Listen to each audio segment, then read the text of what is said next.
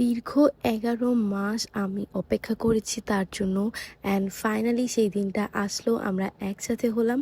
So hello everyone, আসসালামু আলাইকুম। আজকের ব্লগটি থাকছে আমার হাজব্যান্ডকে আমি যখন রিসিভ করতে যাই সেই দিনের কিছু স্পেশাল অ্যান্ড মেমোরেবল মোমেন্ট নিয়ে। তো আমি রাতের বেলা রেডি হই অ্যান্ড দেন বের হয়ে যাই।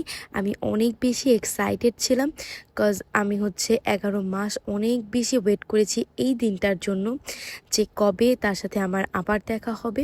তো যাই হোক, সেই রাতের বেলা আমি শাহবাগ থেকে এই ফ্লাওয়ার বাকেটটা নিই অ্যান্ড দেন আমরা আবার ব্যাক করি এয়ারপোর্টে যাওয়ার জন্য।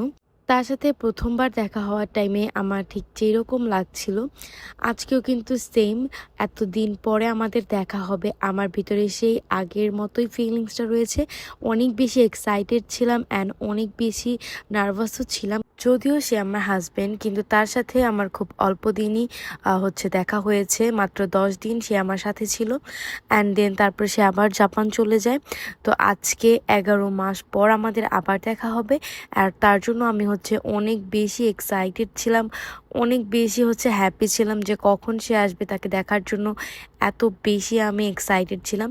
অ্যান্ড দেন জানি আমি এক কথা অনেকবার বলছি, আসলে এই ব্লগটা আমার কাছে অনেক বেশি স্পেশাল, এর জন্য আমি কি বলছি আমি জানি না।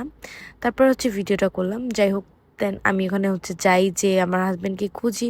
অনেকক্ষণ দাঁড়িয়ে থাকার পরে তারপর তাকে দেখতে পাই অ্যান্ড দেন আমরা একসাথে হই অ্যান্ড বাসায় চলে আসি।